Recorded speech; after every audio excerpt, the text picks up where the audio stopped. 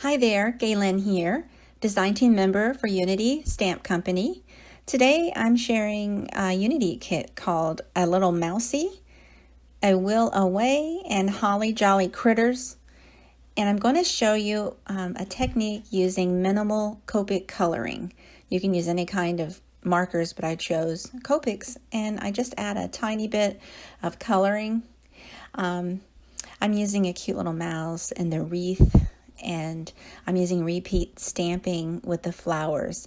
One of the kits has multiple flowers in it, and you could stamp it multiple times to create your own border, and I wanted a top border, so I stamped it at the top in black ink. I use a mint cardstock base. I'm using My Creative Time bunch of fun circle dies. I'm using My Favorite Things A2 size stitched rectangle dies, stacks dies. I'm using hemp twine in a light color. It's sort of a off-white, and I'm using assorted Copic markers for this. The stamping was done on Ivory cardstock, so really it's not necessary to add too much color.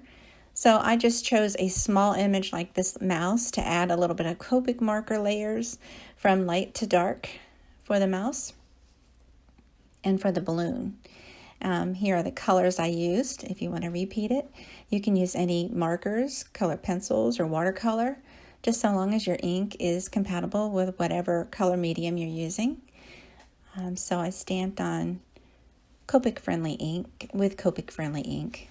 I like to use either Gina K Designs Amalgam ink in jet black or Simon Says Stamp Intense Black for alcohol markers.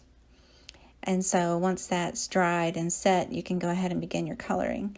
So I added light tans for the mouse. The yellow cardstock creates its own sort of highlight. And I add a little bit of pink on his cheek and on his ear. And then I go in with the balloon and add a little bit of mint color. And I think 2 or 3 shades. And alternate the shades from light to dark and then back to light again. That's my go-to way of using Copic markers. It creates a blended look. And on the wreath, I also stamped that in black. And I stamped that on a lighter shade of white, and I wanted the wreath to pop off the page a little bit better, so I made it stamping in white on that. I added a tiny bit of yellow and mint color to the wreath, and I placed, using foam tape, I placed the mouse circle on top of the wreath layer. I used foam tape for that. Now I'm adding a tiny bit of yellow to the insides of some of the flowers, and I'm adding a teal or a mint color to the outside of the petals. I come in with another light shade of mint to blend those two together, to blend each of the colors together on the petals. And so with a colored cardstock background, you just only need to pick certain aspects that you want colored instead of the whole thing. I love that. It makes it quicker. So I added foam tape to the stamped panel and then attached some hemp twine to the top.